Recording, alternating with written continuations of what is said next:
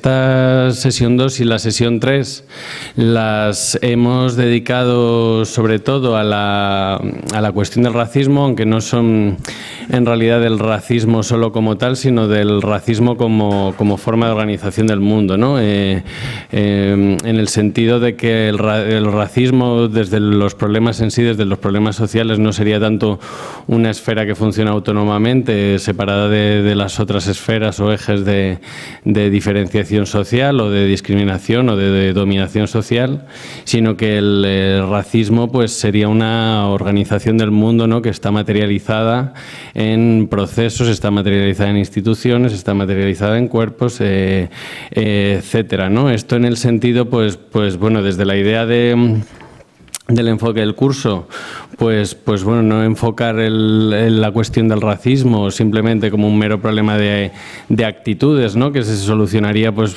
como un puro trabajo de conciencia, ¿no?, de las actitudes racistas, que simplemente haciendo un trabajo sobre sí mismo pues nos quitaríamos esas malas ideas o esas ideas negativas sobre los demás y tal, sino como una esfera materializada en nuestra vida, en el mundo, etcétera, ¿no?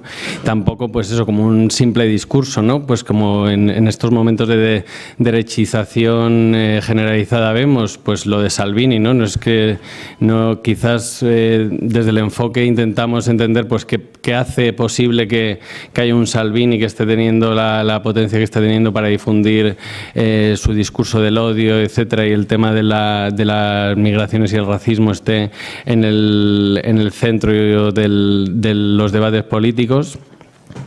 Pues no es simplemente la habilidad de un político que aparece en un momento dado y tal, ¿no? Es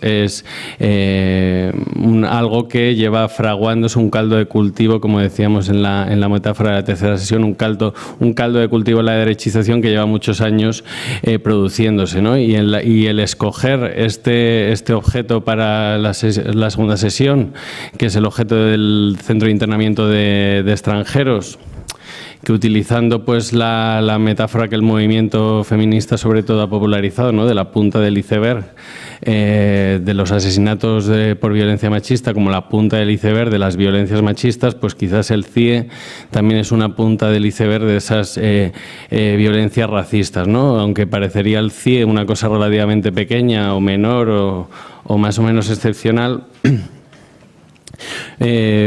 puede comprenderse como dice Cristian Orgaz, que es el invitado al que hemos traído hoy, como los procesos de captura, internamiento y expulsión, ¿no? El CIE no solamente como un edificio que está allí en Aluche, en el caso de Madrid, que tiene 300 personas internas que simplemente están 60 días y tal, que parece una cosa pues más o menos menor, sino el CIE como la punta del iceberg de un entramado entero de procesos de captura, internamiento y expulsión de personas migrantes, ¿no? Y hay, bueno, pues un dato, si habéis leído el texto que sacan, ¿no?, porque ha habido 100 millones de identificaciones por perfil racial en la última década, ¿no?, como un dato que desvela la profundidad al que llega esa violencia racista que está atravesando, ¿no?, todo el sistema social en su conjunto, ¿no? Y bueno, y desde el punto de vista también del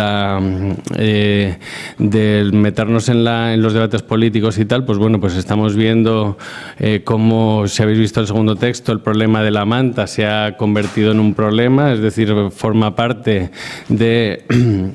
A ver. El problema de la manta está formando parte de los discursos de algunos de los principales líderes políticos en este momento.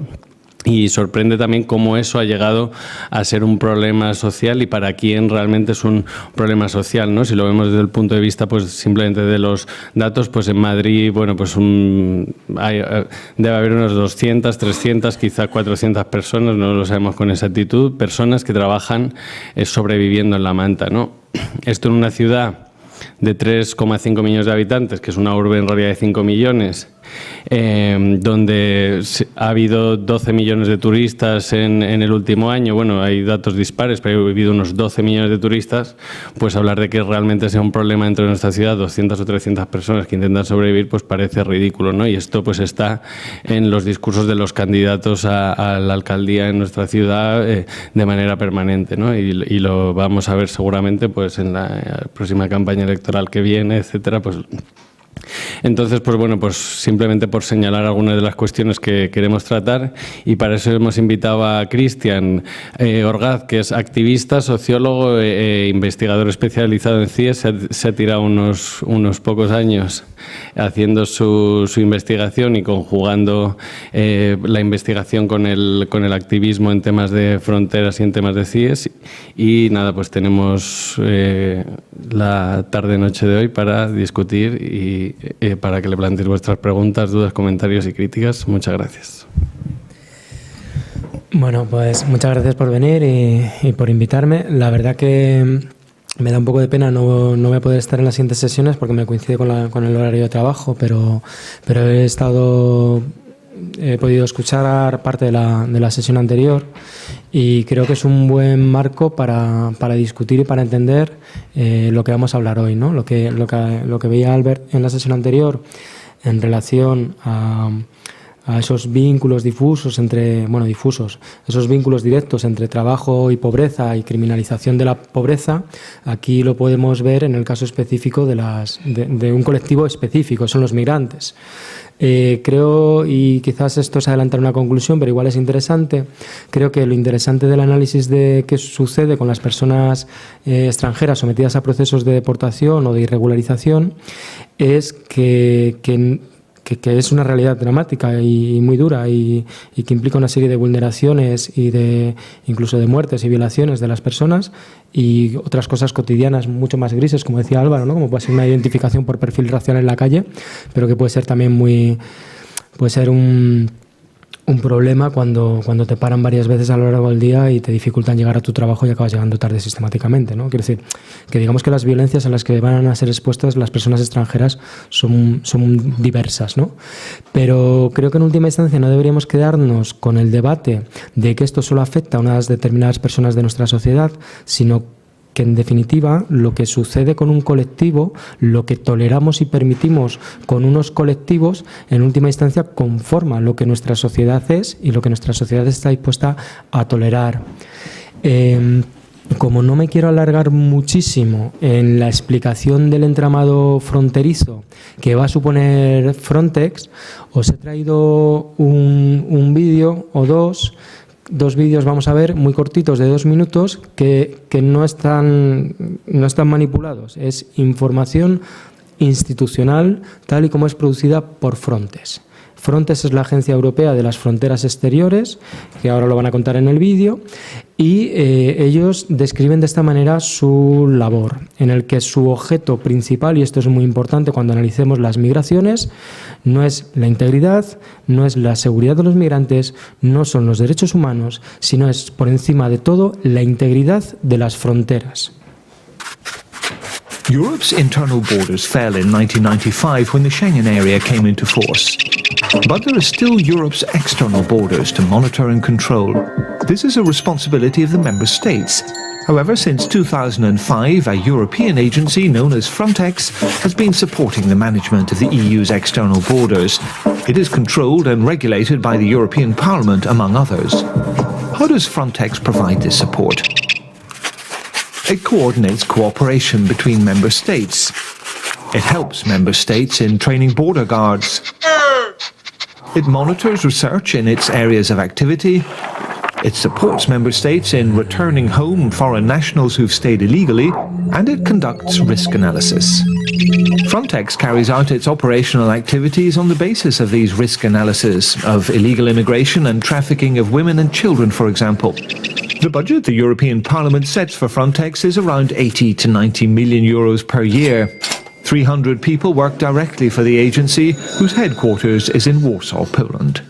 But with regard to logistics on the ground, coordinating the ships, helicopters, patrol aircraft, experts and border guards, the member states mobilize and provide the human resources and equipment for these. Frontex itself is involved in several surveillance operations around the EU. Every year, thousands of stowaways are registered. They come mainly by land, for the most part from the east, and by sea from the south, especially across the Mediterranean. But also, many come by air from a host of airports. When a country faces a sudden and exceptional influx of illegal immigration, they can call on Frontex for extra technical and operational assistance for a limited period. This comes in the form of RAPIDs, Rapid Border Intervention Teams, that are made up of border guards from other EU countries. Y el siguiente vídeo, lo que hace Frontex es, con cierta periodicidad, va sacando informes y análisis de cómo es la situación de las diferentes fronteras europeas. Las llegadas por mar, por tierra, siempre es una información desde un punto de vista prácticamente, no es un cuerpo policial, pero es una información securitaria, es una información que siempre responde a los resultados de su propia acción, es decir, a aquellos que han interceptado, ¿no? Es muy propagandístico generalmente. No hay espacio para las tragedias, no hay espacio para los dramas humanos. Son personas que intentan llegar.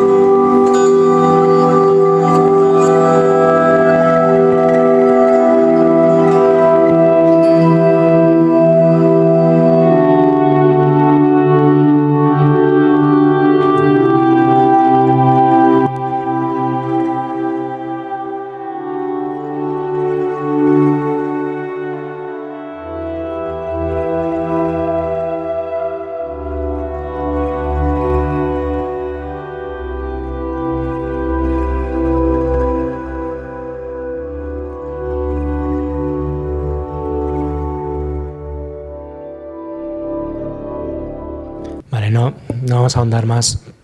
Básicamente se ve la idea, ¿no? Una Unión Europea amenazada por cientos de miles de personas que intentan vulnerar su frontera llamada exterior. Para ello, la Unión Europea ha dedicado desde que creó esta agencia en el 2005 cientos de millones de euros para militarizar esa frontera, ¿no? Entonces, conviene tener en cuenta en última instancia cuáles son las cifras y de qué estamos hablando, porque como bien decía Álvaro, ¿por qué algo es concebido como un problema público o no lo es, ¿no? Si hablamos de la población europea, voy a dar unas cuantas cifras para animar luego a la reflexión y al debate. Si hablamos de la población europea,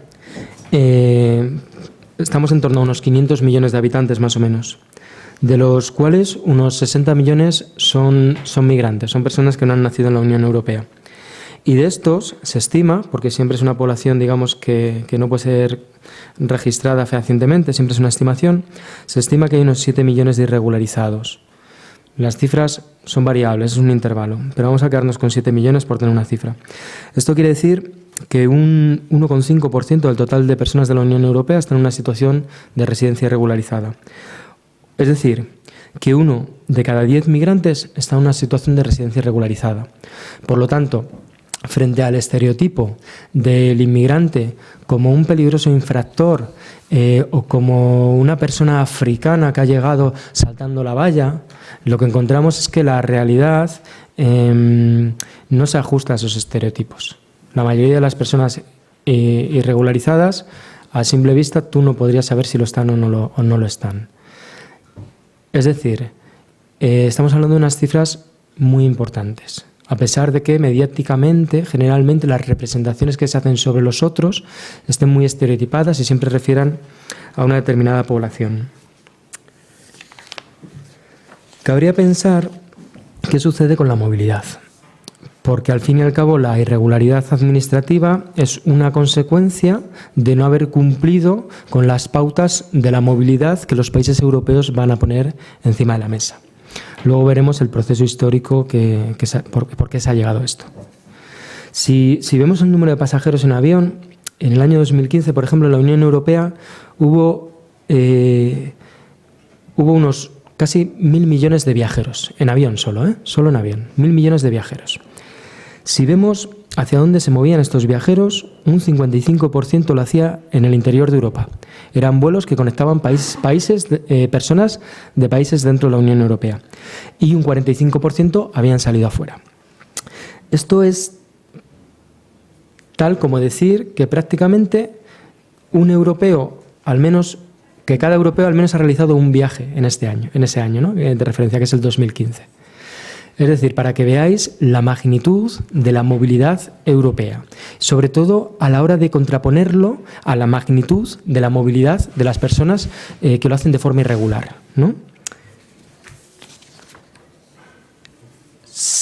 Por seguir con la movilidad regular, un último apunte.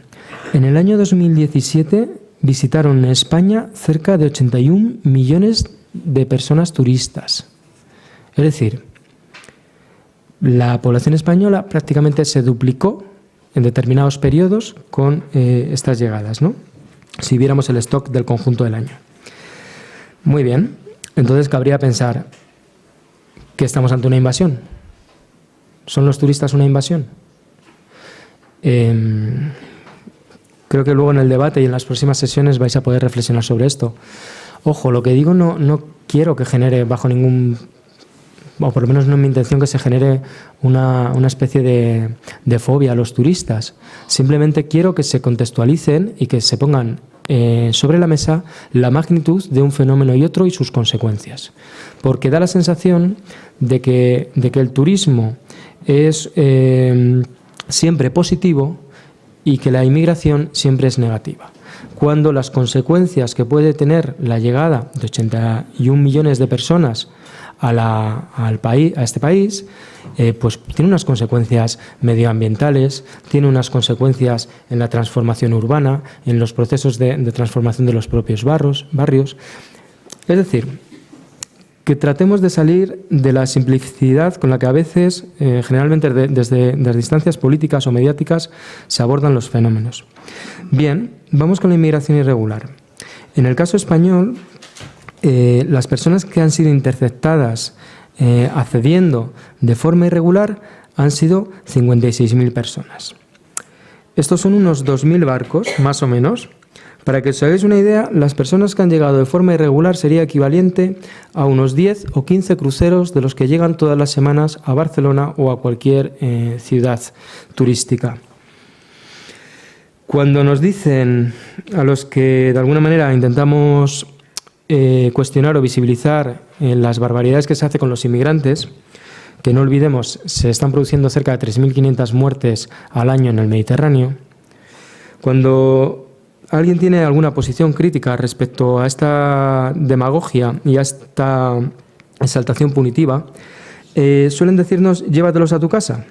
Pues bien, con las cifras que tenemos encima de la mesa, tendríamos que hacer una lotería entre todos los habitantes del Estado, porque tocaríamos a un inmigrante cada 100 personas.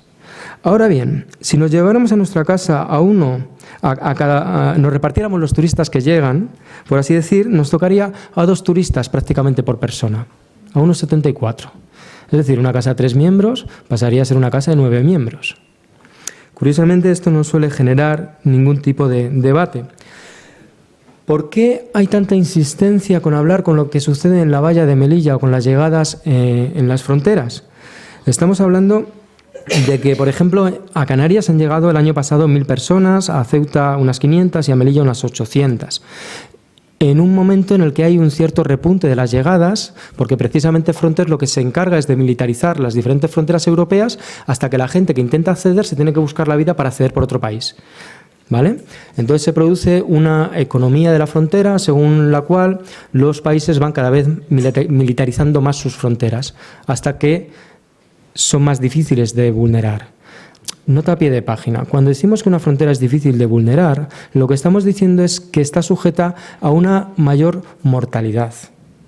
Cuando nos hablen o cuando os hablen de impermeabilizar una frontera, llevar las manos a la cabeza, porque probablemente de lo que nos estén hablando es de asegurar que esa frontera sea más letal. Lo cual, continuando con esta reflexión, tiene consecuencias directas en el mercado también irregular, porque va a suponer que cuanto más complejo es vulnerar una frontera, mayor es el coste que tienen que pagar las personas migrantes, costes vitales y costes económicos. Pero del mismo modo, mayor va a ser el coste que van a pagar los estados con nuestros impuestos para mantener esas fronteras. Bien. ¿Por qué es un problema? Bueno, atendiendo a los números no es un problema, pero es un problema porque se dan ciertas retóricas de la emergencia, la excepción y la espectacularidad que van a hacer de la inmigración un objeto de discusión con una clara rentabilidad electoral. Y esto es algo que descubrió muy bien el Partido Popular a principios del siglo XXI y que desde entonces se viene explotando campaña electoral tras campaña electoral. Por otro lado, las fronteras, insisto, a pesar de lo insignificante de su número respecto a otras movilidades, las fronteras, hay autores que las han denominado algo así como ensamblajes entre la soberanía y el territorio. De forma que en un momento en el que los estados, por ejemplo, ya no controlan su política cambiaria, los estados ya no controlan los intercambios que se producen a través de sus fronteras y un conjunto de dimensiones que cada vez el estado va siendo mermado, de repente vemos que hay un espacio para la reafirmación autoritaria del poder del estado. Y ya os adelanto otra conclusión. La movilidad, el control a todo lo que vamos a llamar todo lo que hay en torno a la irregularización de las personas, en última instancia es una consecuencia no buscada de una incapacidad, que es que la Unión Europea no ha sido capaz de controlar la movilidad. Ha puesto unas reglas del juego y como esas reglas del juego no las ha podido controlar, ha dado lugar a un escenario de control que es en torno a la vulneración, ¿no? Toda la irregularidad. Entonces, de repente, las fronteras se vuelven un espacio donde ejercer el control soberano de los estados y visibilizar este control, ¿no? En las fronteras también se producen o se aplican medidas de excepción que tienen unas consecuencias directas para nuestra sociedad. Por ejemplo, el Partido Popular, pero vamos, me he citado 2 veces al Partido Popular, pero quien más ha hecho por el control migratorio y por la vulneración de derechos humanos en las fronteras ha sido generalmente el Partido Socialista, que es el que puso las vallas, el que disparó fuego real contra los inmigrantes o el que inventó los CIES. O sea, no vayamos a pensar, si algo se caracteriza al Partido Socialista es que dice una cosa cuando está en la oposición y otra cuando está en el gobierno. Y ya os adelanto que su mayor coherencia es cuando está en el gobierno y tiene que ver con el control de la migración en términos de vulneración de derechos. Pero bueno, en definitiva, lo que hizo el Partido Popular, volviendo al caso que os está contando, en torno a las devoluciones en caliente, es decir, cuando una persona ha saltado la valla de Melilla, hay veces que los agentes de la Guardia Civil los devuelven inmediatamente, lo cual es una vulneración de los principios básicos del Estado de Derecho, porque no se le abre un expediente a esa persona, no se la identifica y no hay ninguna vía de garantía. Se la devuelve como si fuera una mercancía. Pues primero, esta excepcionalidad funciona en la frontera y posteriormente se ha regulado en nuestra legislación, de forma que ahora, salvo que lo cambien, es perfectamente legal. Por lo tanto, mucho cuidado con las fronteras y lo que pasa en las fronteras, en esa excepcionalidad, porque abre la vía al desarrollo de legislaciones que pueden ir en contra de los principios más básicos del Estado de Derecho. Pero las fronteras también son un espacio en el que se actualizan ciertas prácticas de control neocolonial. Y digo neocolonial porque generalmente se suele decir que los migrantes deberían venir con un contrato de trabajo y de forma regular, pero tú cuando analizas las diferentes legislaciones y las posibilidades reales que tienen las personas para llegar, lo que vemos es que todo el historial y todos los antecedentes neocoloniales que ha tenido Europa y los diferentes países de Europa se va a plasmar en sus legislaciones. De forma que las personas de países africanos que no han sido colonia española van a tener muchísimas dificultades para poder acceder de forma regular. Entonces, digamos que al final en las fronteras también se está actualizando mecanismos de control que en última instancia hunden sus raíces en la historia colonial. Pero bien, todas estas retóricas de la emergencia, la excepcionalidad y la espectacularidad que suceden en el plano nacional han de ser puestas en relación a otras retóricas que están funcionando en el plano europeo. Y esto hay otros autores que hablan de la idea de la retórica de la normalidad y de los procesos de burocratización. Es decir, lo que en España los políticos van a plantear como que es una invasión y que esto es un drama humanitario, desde el punto de vista europeo va a surgir una retórica y unos hechos muy concretos. Por ejemplo, cada vez que hay una catástrofe, y deberíamos preguntarnos qué entendemos por catástrofe, pero cada vez que hay una catástrofe, que suele ser que un barco se hunde, recordemos que barcos se están hundiendo todos los días, lo que pasa que es que cuando se amontonan unos cuantos barcos en una determinada zona, se van a generar unas cuantas noticias y esto de repente nos va a conmocionar muchísimo a la población europea, ¿no? Y que no perdamos esa capacidad, por favor. Entonces, cuando se produce una catástrofe, curiosamente los políticos de la Unión Europea se reúnen en una cumbre convocada con 2 días de antelación y los políticos europeos, que tanto les cuesta llegar a acuerdos ante ciertas cosas, de repente sacan una hoja de ruta y tienen un programa perfectamente acordado. ¿Qué sucede? Cuando tú investigas planes puestos en marcha por frontes, como por ejemplo el Eurosur y una serie de programas, vemos que en realidad ya habían sido cocinados y que se estaba esperando a que hubiera una catástrofe para tener la legitimidad social suficiente de atribuir nuevos fondos a medidas de control de la migración. Insisto, de impermeabilización de las fronteras, no de garantizar que se eviten más catástrofes, por ejemplo, con barcos de rescate. Eso se asocia a que puede generar un efecto llamada, algo que los datos, ya os digo, que desmienten totalmente. Entonces, en esta... Lo que desde el punto de vista nacional, es una retórica de la emergencia, la excepción y la espectacularidad, desde el punto de vista europeo, al final son acuerdos entre agencias y entre burócratas que van a estar desarrollando este campo en el que se ha convertido el problema de la inmigración irregular o la movilidad irregular. Por lo tanto, la inmigración irregular, a pesar de que yo ahora os estoy haciendo una foto, no es un stock. Hay que entender que es un producto. Para que tengamos esa movilidad regular de cerca de 1.000 millones de personas europeas o no europeas, migrantes que se están moviendo, es necesario producir una irregularidad administrativa. Vamos a ver esto ahora con un poco más de detalle. Pero lo que sí que me interesa, antes de que cambiemos de tema, es que a pesar de la espectacularidad que cobran las fronteras, no son las fronteras el lugar por el que más acceden las personas irregularizadas. Las personas que lo hacen de forma irregular, perdón. Las personas que van a entrar, generalmente entran por los aeropuertos y después permanecen más tiempo de lo que legalmente podrían hacerlo. Entran como turistas y permanecen más tiempo. Por lo tanto, de cara a lo que se nos pueda venir encima con próximas campañas electorales, hagamos un esfuerzo siempre por contextualizar los números y por cuestionar. ¿Realmente 53.000 personas son una invasión? ¿Realmente 53.000 personas pueden ocupar las portadas siendo denominadas como una invasión? ¿Realmente 53.000 personas pueden tirar abajo un Estado de Derecho y todo su sistema de convivencia? Estamos hablando de que tocaríamos, en el mejor de los casos, a un inmigrante cada 100 personas. Si nosotros analizamos lo que han supuesto los recortes económicos en educación, probablemente significaría que estaríamos metiendo por aulas a muchos más niños. Quiere decir, cuidado con las retóricas, porque hay veces que se nos hablan de los números, pero muchas veces cuando se recortan partidas sanitarias o partidas educativas, en la práctica estamos haciendo que un profesional tenga que tocar a muchas más personas. Siempre hay un uso instrumental, ¿no? No convendría no quedarse en esto y buscar un poco cuáles son las causas de todo esto. Breves apuntes para dejar tiempo al debate. ¿Por qué decimos que la irregularidad es producida por la Unión Europea?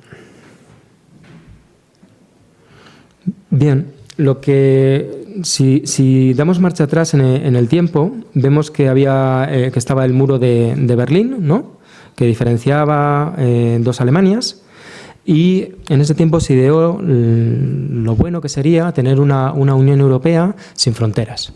Curiosamente, la eliminación teórica de las fronteras interiores dio lugar a la conformación de un entramado muy complejo de fronteras exteriores. Uno podría tener la ilusión de decir, bueno, se han trasladado las fronteras al exterior, eso es bueno, ¿no? O por lo menos es mejor para los ciudadanos europeos o para la gente que transita a Europa que no haya fronteras en el interior. Sin embargo, cuando vamos a los datos de Frontex y analizamos dónde se está produciendo el control de Frontex, lo que vemos es que si en la Unión Europea hay unos 15 millones de personas que son interceptadas de alguna manera por las diferentes agencias o cuerpos, vemos que los rechazos en frontera, esto que decíamos antes de Melilla, por ejemplo, suponen en torno al 21%.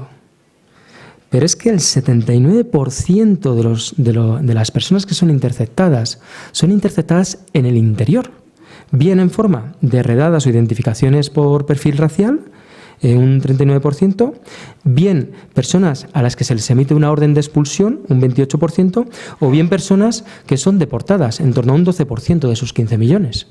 Por lo tanto, no caigamos en la ilusión de pensar que el control efectivamente está en los límites de las fronteras europeas. El control está en el interior y el control es selectivo. Todos hemos venido aquí por una calle ahora mismo, aquí al lado, que está llena de vallas que han dificultado el acceso un montón, ¿no? Pues imaginaos que esas vallas en el fondo son como los controles policiales que sistemáticamente tienen que sufrir las personas racializadas que realizan los agentes de policía en los espacios públicos, como la calle, generalmente el metro, medios de transporte. E imaginaos que en lugar de haber vallas que cruzan para todo el mundo este trazado caprichoso y en zigzag, hubiera en el centro una vía libre. Pues esa es la vía libre que transitamos los europeos no racializados, y ese otro escenario de vallas es la realidad cotidiana de las personas migrantes, ¿no? Es decir, hay un montón de redadas y hay un montón, en última instancia, de fronteras invisibles en el interior de la Unión Europea. Pero es que es más, en torno al 61% de las operaciones de Frontex se han dedicado al tema de la deportación. Uno podría pensar que la deportación en última instancia consiste en poner a una persona fuera del territorio nacional, pero la deportación ha de verse como una amenaza que afecta a millones de personas, de forma que no es tanto el hecho de que te deporten, que sí, que es grave, sino la amenaza de poder ser deportado en cualquier contacto que puedas tener con los agentes de policía, que esto es lo que algunos autores han referido a un régimen de deportabilidad. Cuando la Unión Europea conformó este espacio de libre movilidad, como os decía antes, se dio cuenta de que tenía una incapacidad real para controlar todos los movimientos. Entonces, esto ha dado a un espacio específico de control y a un negocio específico en el control, en el que están involucradas desde empresas armamentísticas que producen tecnología de fronteras a grupos y fundaciones, universidades que producen conocimiento en torno a este problema. Y el principal problema, y aquí es cuando intento recuperar la idea de que no pensemos que esto es un problema que afecta solo a un colectivo. ¿Por qué existe irregularidad? Existe irregularidad porque cuando se crearon las bases de la libertad de movimiento, en esa idea de libertad de movimiento primó por encima de todo una idea economicista. La libertad de movimiento de unos actores sociales con capacidad para vender y comprar su fuerza de trabajo más allá de las fronteras o proveer de servicios. Esa es la idea de libertad que ha sido la prioritaria cuando analizamos los tratados y los acuerdos de la movilidad europea. ¿Y qué sucede con eso? Pues que las personas su derecho a permanecer queda vinculado a cómo se relacionen con el mercado de trabajo. Y algo que no se suele decir mucho, pero que es así, es que con las leyes europeas encima de la mesa y con los criterios de movilidad que han imperado, tan deportable de la Unión Europea es un nigeriano como un español de Suiza.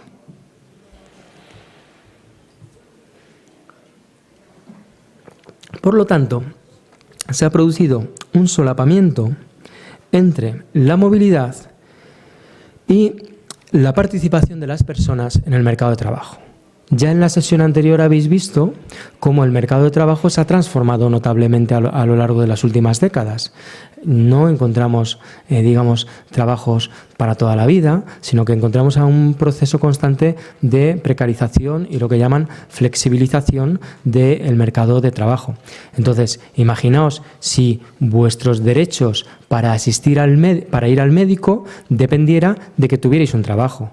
Pues ese es solo un ejemplo de cómo los inmigrantes, siempre estoy hablando en términos muy generales y brocha gorda, ciertos permisos de residencia, una gran parte, están vinculados a su participación en el trabajo. De forma que las personas que no trabajan, que generalmente podrían derivar, ¿no?, según la explicación tradicional, podrían derivar a una esfera de exclusión, lo que vemos es que con la inmigración irregularizada lo que pasa es que esa exclusión, el Estado, por así decirlo, se lava las manos y empieza a ser operada en términos de criminalidad, porque van a desarrollar toda una serie de logística policial para su identificación, su control y, llegado el caso, su deportación, ¿no? En definitiva, lo que asistimos en la instauración de la libre movilidad europea es algo que ya veíais en la sesión anterior también. Los derechos que en un primer momento se pensaron universales han dejado de serlo. La libertad de movimiento en la Unión Europea no es universal, es una libertad de movimiento segregada y, en el caso de algunas personas, temporal. Y el principal argumento, cuando rascas un poco en los diferentes tratados e incluso hablas con el delegado de gobierno encargado de deportaciones, los principales argumentos que hay detrás es que para que unos disfruten de unos derechos, otros han de ser excluidos. Y ese fue el mismo argumento que se utilizó cuando en plena crisis económica el Partido Popular sacó un decreto, una legislación, no recuerdo ahora el rango legal, en el que excluía de la sanidad a los inmigrantes irregularizados, alegando que era para poder sostener el sistema. Volvemos otra vez a los datos. ¿De verdad esas cientos de miles de personas en situación irregular son capaces de tirar al traste nuestro sistema sanitario? ¿No será que en realidad este tipo de medidas discriminatorias, racistas, son la punta de lanza para cuestionar un servicio que hasta ese momento había sido universal, como era la sanidad? Porque parece ser que es mucho más legítimo excluir a los inmigrantes de la sanidad que excluir, por ejemplo, a las personas a partir de determinada edad. Pero las consecuencias prácticas no refieren solo a un colectivo, sino que van a afectar a la propia concepción del derecho y a los propios mecanismos administrativos que van a permitir segregar el acceso al derecho. Por lo tanto, lo que hemos visto en la movilidad europea, poco a poco vemos que va permeando en otro conjunto de derechos. Por lo tanto, también os decía al principio que no es lo que pasa a un colectivo en concreto, que es importante, no lo perdamos de vista, pero también es muy importante ver las consecuencias que tiene sobre el conjunto de la sociedad. 5 minutitos más, ¿puedo? ¿Sí? Vale. Esta, digamos, que es la idea muy general, muy a brocha gorda, pero sí quería un poco situar este problema. 2 problemas muy concretos. 1, cómo en nuestras sociedades la exclusión social que produce incluso el propio mercado de trabajo o la incompetencia de ciertas políticas públicas para incorporar a las personas a la vida, ha dejado de ser visto en términos de exclusión y marginalidad social para ser visto en términos de criminalidad. 2, cómo la propia idea de los derechos sociales o de los derechos que pensábamos universales, cada vez más, bajo diferentes estrategias, cada vez más son reducidos y además segmentados. Y además se nos dice que hay personas que no van a poder acceder para que otros podamos acceder, ¿no? ¿Qué podemos hacer ante eso y cómo podemos de alguna manera cuestionar eso?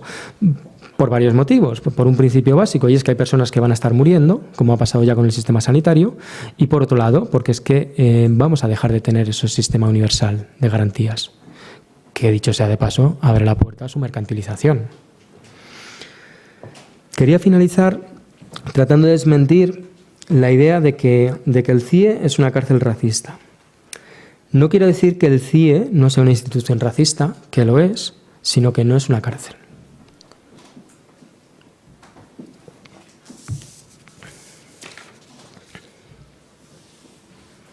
El CIE no es una cárcel por su historia. La historia de los centros de internamiento se remonta o tiene su correlato directo en los campos. Los campos, cuando digo los campos, la gente se asusta y piensa en los campos de concentración. Sí, en los campos de concentración. Pero los campos de concentración, antes de tener una función de exterminio, tuvieron una función de retención. Y también sirvieron para la expulsión. ¿Vale? Y los campos, antes de estar en la Unión Europea, estuvieron en las colonias. Fueron las propias potencias europeas que desarrollaron después los campos en el interior de Europa, las que previamente lo habían desarrollado en las colonias. Por lo tanto, los CIEs no son cárceles porque tienen una historia muy diferente a la de las cárceles. Los CIEs no son cárceles porque tienen un fin muy diferente a las cárceles. El fin de la cárcel, teórico, supuestamente es la reinserción. Al menos así fue incluso avalado en la democracia. Aunque desde el principio en la propia historia de la cárcel, en las primeras décadas ya sabían que no servía para la reinserción, pero bueno, es un mito que ha servido para legitimar la institucionalización de la cárcel, que sigue ocupando un pilar central en todo el aparato penal, ¿no? Y cuenta con una gran legitimidad social. Los CIEs no sirven para la reinserción, los CIEs sirven para inhabilitar poblaciones. ¿Sí? Lo que estamos haciendo con las personas a las que dejamos en situación irregular, las estamos inhabilitando, las estamos condenando a mercados subalternos de trabajo, siempre en la absoluta precariedad, sujetos a la explotación y sin ningún tipo de control. Los centros de internamiento, a la vez que las deportaciones, sirven para expulsar, teóricamente, sirven para expulsar poblaciones, pero en la práctica es para gestionar una población y dejarla de alguna manera sin esos accesos. De nuevo, bajo la idea de que el trabajo digno o el acceso a un mercado regular ha de ser solo para unos pocos. La cárcel y el CIE son diferentes porque son sujetos diferentes. El CIE surge, la cárcel surge, para intentar reinsertar, siempre digo el discurso legitimador ha sido ese, para intentar reinsertar a una población en el albor de el capitalismo industrial. Fue una tecnología de disciplinamiento del trabajador y de instauración de la moral obrera. Los CIEs, antes campos, surgen en las colonias contra una población que no es considerada ciudadana, que es considerada esclava y que por lo tanto es una propiedad y como una propiedad se le puede dar muerte. Por lo tanto, no tiene sus orígenes, no tiene el origen en el mismo tipo de sujeto y eso va a tener consecuencias directas en lo que cabe esperar. Las cárceles, esta es una idea un poco gorda, pero bueno, la voy a soltar a ver qué pasa. Las cárceles tienen una función dentro de un Estado, dentro de un territorio, en un caso de guerra contra esos pobres, de guerra contra el delincuente, pero una guerra a frontera cerrada. Mientras que los CIEs van a ser una estrategia de refronterización en una situación de guerra abierta. Es decir, cuando en la Segunda Guerra Mundial se está produciendo la guerra, los campos fueron minando cada una de las fronteras y según avanzaban las fronteras de los diferentes países, se iban poblando de campos. A día de hoy, si tú ves el mapa de los centros de internamiento de extranjeros en el mundo, qué pena, no he traído la imagen, os la pasaré para que os la pase Álvaro. Si tú ves la imagen, es abominable, es un mapa, tanto el europeo como el africano, lleno de puntos y lunares que no tiene ningún sentido. No tiene ningún sentido. No hay una distribución radial, bueno, más o menos parece que va hacia el centro de Europa, buscando un poco, digamos... Tiene sentido si tú a ese mapa le superpones las rutas migratorias. Los campos es una forma de refronterizar. Los campos, digamos que la frontera europea ya no se circunscribe únicamente al límite, por ejemplo, de España con Marruecos. La frontera europea va mucho más allá. El Estado español ha construido centros de internamiento en Mauritania. Centros de internamiento para extranjeros, construido por el Estado español, gestionado por la Guardia Civil y con asistencia de la Cruz Roja, que la Cruz Roja no pierde una. En Mauritania, ¿sí? Que las propias aerolíneas estén realizando el control de los pasajeros también es una forma de externalización del control. Bueno, volviendo a los CIEs. Los CIEs, en definitiva, son también una estrategia de refronterización, ¿vale? Eso es muy importante para entender la función actual de los CIEs. Los CIEs, al igual que la cárcel, se han instaurado como una fatalidad, ¿vale? La cárcel va a surgir en la transformación de una economía del ilegalismo, como os decía antes, en torno al capitalismo industrial, con una primacía muy importante del control de ciertas infracciones, ¿sí? Entonces Foucault habla de cómo se produjo en ese momento una economía del ilegalismo. Una economía del ilegalismo no es más que dar prioridad desde el punto de vista punitivo a unas infracciones más que a otras. Eso tenemos todos muy claro lo que es y todas muy claro lo que es. Sabemos que sale muy caro vulnerar la propiedad, pero sale relativamente barato evadir impuestos. Eso es una economía del ilegalismo. Pues bien, lo que ha pasado con la conformación de esta Europa fortaleza y del control de la movilidad irregular es que se ha conformado una economía del ilegalismo transfronterizo. De forma que hay ciertos ilegalismos, siempre entre comillas, ciertos ilegalismos que se van a tolerar. Por ejemplo, que una persona, esto es un poco un dato anecdótico, pero bueno, todos sabemos que hay ciertas personas que van a tener mucha facilidad para viajar y no se le va a poner ningún problema. De hecho, incluso el Estado español estaba regalando nacionalidades a aquellos que invirtieran en casas en el Estado español, ¿sí? Mientras que, por otro lado, se van a poner cuchillas en las fronteras para rasgar la carne de las personas que intentan entrar, que curiosamente son pobres. Pues eso es un ejemplo también muy claro de cómo existen diferentes criterios a la hora de segregar o permitir el movimiento de unos u otros extranjeros. Para terminar, el CIE es, como decía bien Álvaro antes, mucho más que una institución. El CIE, y esto lo dicen muchos movimientos sociales, el CIE en realidad es una pieza dentro de un entramado mayor, que es lo que podríamos llamar el dispositivo deportador. Y el dispositivo deportador, en su materialización más concreta, pues estaría caracterizado por las fronteras, por las identificaciones por perfil étnico, por el internamiento en CIE y las deportaciones. Pero es que todo ese aparato se basa a su vez en un principio fundamental y es la propia posibilidad de irregularidad administrativa. Que haya personas que puedan ser irregularizadas es algo que como sociedad estaría bien que nos planteáramos. Y esto también es otro apunte quizás para la discusión. Estaría bien que en el problema en torno a la inmigración, desde el punto de vista más de la izquierda o ideas más progresistas, como queramos denominarlo, no vayamos siempre a la revancha intentando contestar los planteamientos que hace la derecha, que suelen ser de una mayor criminalización y de una mayor reducción de los derechos de los migrantes. Porque entonces ya nos han planteado ellos el marco de la discusión, que es cuánto hay que recortarle los derechos a los inmigrantes o cuántos inmigrantes hay que deportar. Sería quizás interesante ir más allá de estos debates y plantear por qué en nuestra sociedad tiene que haber ciudadanos de primera y ciudadanos de segunda.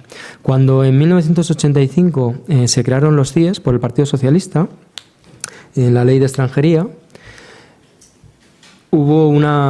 se recurrió ante el Constitucional y al final la posición que ganó fue la siguiente. Se dijo que sí, que el internamiento en CIE era posible porque era considerado una medida no penal.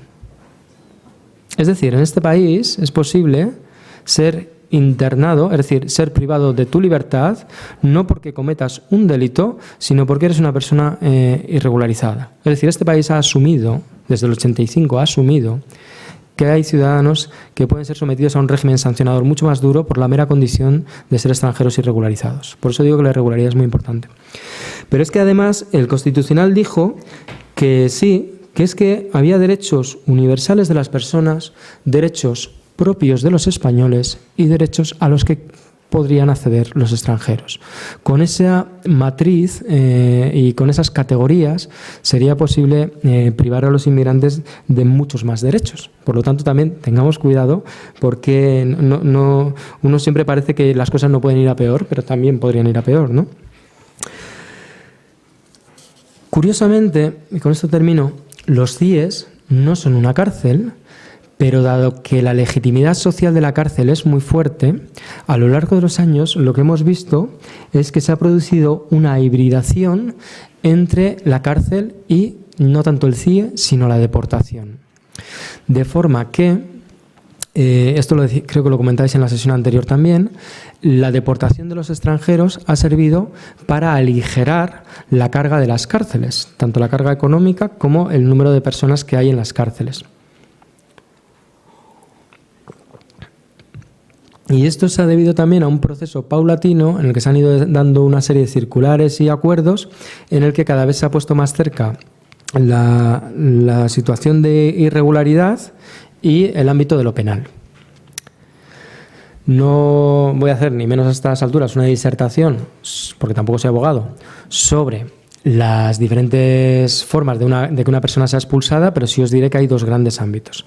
Hay un ámbito que está previsto en la ley de extranjería, es una sanción, a ti se te puede deportar porque estás en situación irregular, y hay una sanción que es la deportación.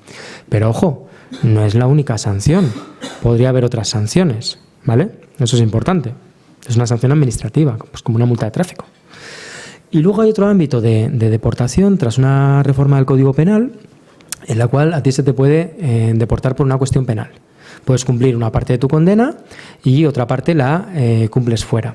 ¿Qué es lo que sucede? Que a los inmigrantes, a las personas que están en cárcel, siendo extranjeras ya en general, normalmente no les permiten gozar de los derechos que van a tener los autóctonos, por ejemplo, terceros grados o salidas, porque no pueden demostrar arraigo, generalmente no tienen domicilios que puedan demostrar, de forma que acaban cumpliendo, como decía el otro día Albert, si no recuerdo mal, acaban cumpliendo las penas completas. Entonces, muchas veces hay una estratagema ahí, decirles, hombre, conmuta parte de la condena por la expulsión y la cumples en tu país, que ahí te vas a poder beneficiar de los beneficios penitenciarios, ¿no? Pero luego también hay otras cuestiones más perversas y que están en el limbo. Por ejemplo, una persona entra en la cárcel por un delito menor. Imaginemos, por ejemplo, que cuando está penalizada la manta, a ti te pillan vendiendo la manta y después de un par de veces o tres, finalmente te meten una pena de cárcel. Imagínate que por lo que sea, la persona que meten en la cárcel está en una situación irregular y tiene que cumplir un año de condena. Bueno, pues las leyes ya se han transformado de forma que el que tenga antecedentes no va a poder renovar sus papeles. Entonces, ¿qué sucede? Que tú estando en la cárcel puedes devenir irregular. Tú cumples tu condena íntegra, porque dices, no, yo no me quiero ir a mi país, yo quiero cumplir mi condena y luego ya saldré, que tengo aquí mis familiares, mis amigos, mi vida. Perfecto, tú cumples tu condena. Y el mismo día que a ti te dejan en la calle, tienes una brigada de policía esperándote. Y esa brigada de policía te mete en el coche, te dice, a ver, documentación. Y dice, hombre, pues si acabo de salir de la cárcel, pues sí, sabes que estoy aquí, o sea, sabes quién soy, ¿no? No, documentación. Ah, estás en situación irregular. Y curiosamente, unos meses antes de salir de la cárcel, desde la cárcel se han enviado tu documentación a la delegación de gobierno y se te ha abierto una orden de expulsión. ¿No lo sabías? Ah, pues no. Bueno, pues acompáñanos que vas a ir al calabozo. Y en 72 horas está expulsado. ¿Esa expulsión es penal o es administrativa? Esa es una expulsión administrativa. A esto me refiero que con el tiempo se han ido acercando el ámbito de lo penal y de lo administrativo, hasta el punto de que hay autores, Brandariz y Fernández Besa, que hablan de un giro gerencial en el que la política del control a los migrantes se pone al servicio de la gestión penitenciaria, por ejemplo, descargando las cárceles del número de personas que hay dentro. Podríamos entrar en base a que las personas entran en la cárcel. Ya sabéis que un gran porcentaje son delitos de pobres. No es nada nuevo, ¿no? Entonces, sí quería terminar diciendo que aunque el CIE es muy importante desde el punto de vista del análisis, porque condensa muchas dinámicas de privación de derechos que luego pueden encontrarse en el conjunto de la sociedad. Por ejemplo, Samba murió en el CIE sin asistencia sanitaria y unos meses después se quitó a los inmigrantes de la asistencia sanitaria. Es decir, parece que a veces el CIE funciona como un ámbito de lo tolerable, ¿no? Un experimento de lo tolerable. Pero bueno, más allá de esto, decir que el CIE cumple una función tanto de entrada, es decir, las personas que llegan en patera son derivadas a un CIE, como de salida. Las personas que están irregularizadas y son deportadas pueden pasar por un CIE. Pero el papel del CIE también puede ser muy variable. Yo digo que los CIEs no son unas cárceles. Digo que si hay una figura que representa muy bien al CIE, es el calabozo. Son unos calabozos ampliados. De hecho, para que os hagáis una idea, la mayoría de las deportaciones hoy en día se realizan desde calabozos, en torno al 60%, si no recuerdo mal, tengo por ahí los datos.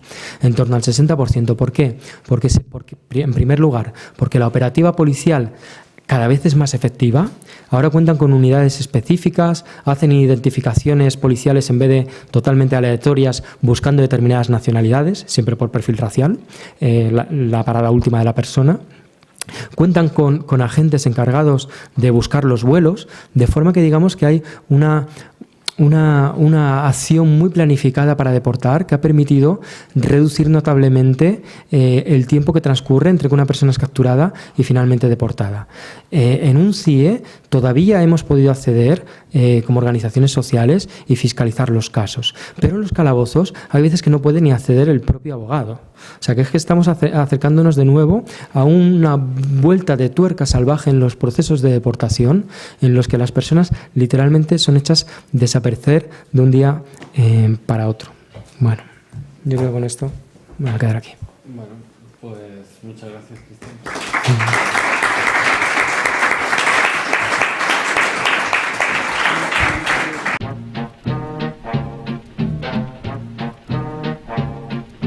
Pues hay varias cuestiones, ¿no?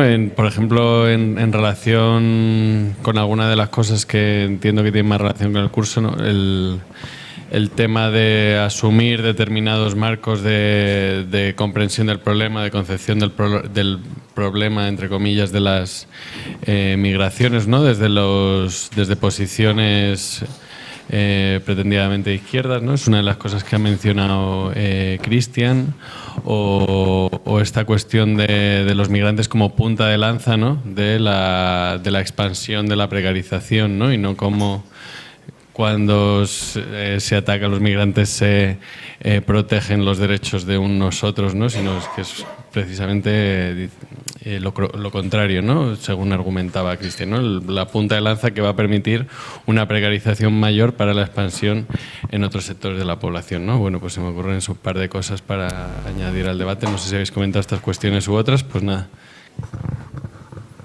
Hola. Yo te quería preguntar, ¿en qué momento la persona que está en una situación irregular es consciente de que está en esa situación y de que se le puede expulsar? Y también quería preguntarte cómo se actúa desde diferentes asociaciones y organizaciones, ¿no?, con respecto a los irregulares. ¿Se les ayuda a conseguir una situación de regularidad o qué es lo que se hace? ¿Algún comentario más? Sí. A mí una de las cosas que me hacía reflexionar era siempre no pensamos en la migración, eso has comentado, ¿no? Las fronteras de la Unión Europea hacia afuera, pero también existe esa migración interna entre los diferentes países de la Unión Europea, y creo que quizá también pensar cuáles son precisamente esas fronteras internas dentro de la Unión Europea, que son fronteras al final económicas en muchos casos, ¿no? El hecho de poder traspasar a otros países depende de tener un trabajo, tener una renta X o tener, ¿no?, en el banco determinado dinero. Como eso quizá también puede ayudarnos a pensarnos a nosotros mismos como posibles migrantes, o sea, acercarnos el fenómeno de la migración, ¿no? Uno no piensa probablemente en irse muy lejos de forma irregular, pero sin embargo sí que puedes irte muy cerca y terminar siendo irregular. El hecho de me voy a estudiar a otro país de la Unión Europea, se acaba el curso, me quiero quedar, pero si yo no tengo unos determinados ingresos y no encuentro un trabajo, pasaré a ser una persona irregular. Entonces también yo creo por tratar de acercarnos el debate de que el migrante no es esa persona que está tan lejos, sino que quizá está mucho más cerca de lo que pensamos, y las vueltas de tuerca que desde la crisis se han ido dando hacen que esos perfiles se acerquen mucho más a al de cada uno de nosotros y nosotras. Vale, pues sí, muy interesante. No conocía esta última reforma, pero sí, es para tenerlo en cuenta, ¿no?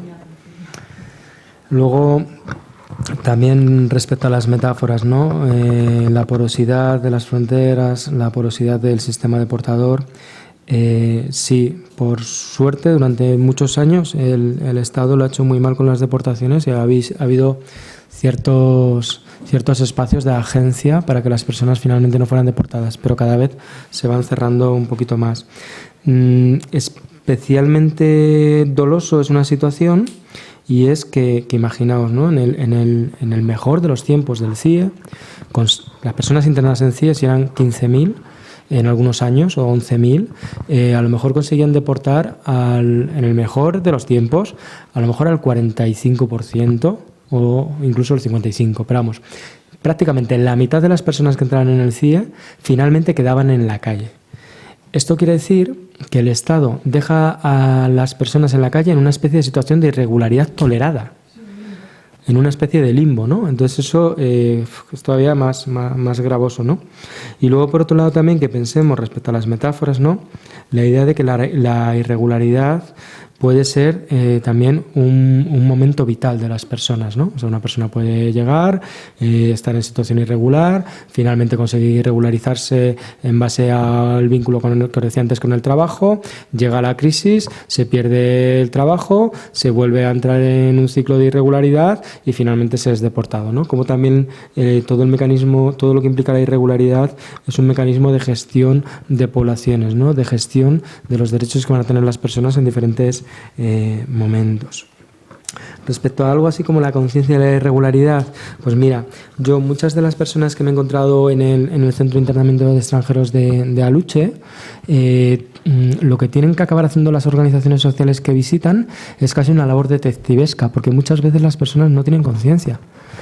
Tú imagínate que un día vas por la calle, mejor, vas conduciendo y hay un control de alcoholemia y entonces te paran y tú soplas, todo bien, no das positivo, todo bien y sigues. ¿Qué pasa?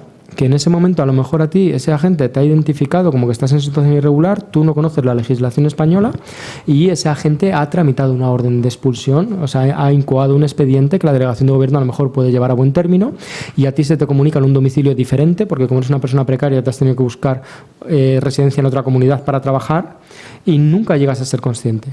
Otro día vas por la calle, te identifica la policía por tu apariencia física, desde un punto de vista étnico, pero también desde un punto de vista de clase, te para la policía y ve que tienes una orden de expulsión y automáticamente vas al CIE o vas a un calabozo si hay plazas, ¿no? en el CIE. Y entonces mucha gente te llega y te dice, oye, no, yo pues con la policía no tenía ningún problema. Bueno, me pararon hace muchos años. Claro, pero es que ahí se te abre una orden de expulsión, ¿no? Entonces, hay veces que las personas no tienen una conciencia clara de que tienen una orden de expulsión abierta, en firme. Hay veces que no tienen claro si las pueden recurrir y hay veces que no tienen claras las consecuencias, ¿no? Entonces, la verdad que el CIE muchas veces en eso es completamente dantesco, más que dantesco, kafkiano. O sea, personas intentando conocer cuál es su situación administrativa y en qué momento eso fue conformado de esa manera, ¿no? La acción respecto al problema general de la irregularidad, más que a las personas concretas, diría yo. Pues bueno, hay diferentes iniciativas. Por ejemplo, la campaña estatal por el cierre de los CIEs viene desarrollando desde hace ya unos años una campaña de boicot a las aerolíneas que contratan el Estado para realizar vuelos de deportación. Durante muchos años fue Air Europa. Hay un blog que se llama stopdeportacion.wordpress, si no recuerdo mal. Todas estas referencias luego las podemos pasar. Desde la campaña estatal también se ha hecho mucha incidencia precisamente en esto que decíamos antes, de entender el CIE como un gran entramado compuesto de diferentes piezas, las fronteras, las redes racistas, los CIEs, las deportaciones. Ha habido una iniciativa que en realidad está ahí, que son Brigadas Vecinales de Observación de Derechos Humanos, que para mí fue una segunda universidad y aprendí muchísimo y guardo un cariño brutal a todas las compañeras, aprendí muchísimo. Y en Brigadas Vecinales de Observación de Derechos Humanos había un planteamiento muy interesante, porque lo que hacíamos las personas que teníamos DNI español, íbamos a la calle a visibilizar, documentar y denunciar las identificaciones por perfil étnico que realizaba la policía. Íbamos ataviados con unos estupendos chalecos amarillo fosforito, por lo cual se nos veía a la legua, y entonces lo que hacíamos ahí es utilizar nuestro capital, que tal y como está planteado el sistema ahora mismo parece un privilegio, utilizar nuestros capitales ciudadanos para llevar la ley mucho más allá. Es decir, después de un estudio legal muy profundo, pues vimos que la policía no podía identificar en todas las situaciones, sino que tenía que haber unas situaciones muy concretas de alarma, ¿no? Entonces nosotros preguntábamos a los agentes, oye, ¿se está dando alguna situación de alerta? No, es un control rutinario. Era como, ¿qué? Entonces, bueno, muchas veces mediante esa acción que digamos que no es tanto asistir a una persona en situación irregular, sino llevar los derechos que tienen los españoles al límite, permite de alguna manera generar transformaciones, ¿no? En este caso nos permitió obtener mucha información y, bueno, en algunos casos el tiempo que el policía estaba hablando contigo, pues no había controles. También supuso un reguero de multas que puso de primer plano lo que iba a ser la antesala de la burorepresión que iba a sufrir el 15M. Sufrimos, no recuerdo mal, creo que fueron 15 denuncias, y en una de ellas ya tuvimos nosotras mismas que denunciar al propio Estado por vulneración de derechos fundamentales, porque nos denunciaban por pertenecer a una organización libre, en definitiva, ¿no? Pero también ha habido realmente ha habido muchísimas respuestas. Todo lo que supuso la red ferrocarril clandestino fue también un aprendizaje brutal y una serie de iniciativas increíbles. Desde un proceso de coordinación de las diferentes oficinas de derechos sociales para los inmigrantes, que en diferentes centros sociales de Madrid se daba este tipo de información, a la conformación de una comisión específica sobre el CIE, que se encargaba de realizar visitas al centro de internamiento, o toda una serie de argucias y estrategias para conseguir que en última instancia un problema de papeles dejara de serlo, ¿no? Llevando un poco también al límite las figuras legales y lo que era posible, ¿no? Y otra serie de iniciativas, ¿no? Pero bueno, no hay que olvidar tampoco la propia autoorganización de las personas en situación irregularizada. El colectivo de lateros, principalmente bangladesí, o el colectivo del sindicato de Sin Papeles, tanto en Madrid como en Barcelona, son experiencias muy interesantes de cómo personas sin derechos se arrojan los derechos y llevan precisamente esto mucho más allá y lo llevan al espacio público, ¿no? O iniciativas que quizás deberíamos retomar, ¿no? Yo recuerdo una que se hizo ahí en el centro, en Sol, no sé si fue la calle Preciados, que se puso las mantas, ¿no? Entonces un montón de personas pusieron mantas para visibilizar aquello del top manta, ¿no? O sea que en definitiva sí, hay muchas acciones y yo creo que lo interesante es precisamente eso, ¿no? La idea de que la única forma de dar respuesta a esto no es tanto desde un pensamiento individual, sino desde la conformación de prácticas colectivas o de desobediencia o de articulación social, ¿no? Las fronteras internas en la Unión Europea. Pues es muy buena pregunta y es cierto lo que decía el compañero, ¿no? Una persona, un estudiante, ¿no? Una persona que va a estudiar a otro país y que se queda por más tiempo de lo que le permitía, digamos, la legislación europea, que son unos meses, o lo que dura el curso académico, bueno, pues puede incurrir en una situación de irregularidad administrativa y puede ser deportable. Hubo casos de españoles que han sido deportados, y los argumentos que daban las autoridades en última instancia es que si esa persona no cumple unos requisitos, como es trabajar, no está contribuyendo a las arcas de ese país, y por lo tanto el acceso a los seguros médicos, al no haber una cobertura médica europea o unos servicios sanitarios europeos, estaba incurriendo en un gasto, o podría incurrir en un gasto que no iba a poder asumir, ¿no? En caso de que tuviera algún problema. Nuevamente vemos cosas que creo que ya habéis visto, que se van planteando encima de la mesa, ¿no? Como la movilidad e incluso los propios derechos que tenemos asociados a la ciudadanía dependen en buena medida de cuáles sean nuestros capitales económicos o nuestra participación en el mercado de trabajo. Y en última instancia, porque esta sociedad cada vez más está vinculando el acceso a los derechos a la participación o contribución que se tenga en el mercado de trabajo. Paradójicamente, en un momento en el que el mercado de trabajo cada vez está más precarizado y va ocupando un espacio menor en la articulación de la vida de las personas, y en un contexto de precarización y reducción del sistema del estado de bienestar, ¿no? Es curioso que en lo punitivo el trabajo siga siendo un elemento indispensable, ¿no?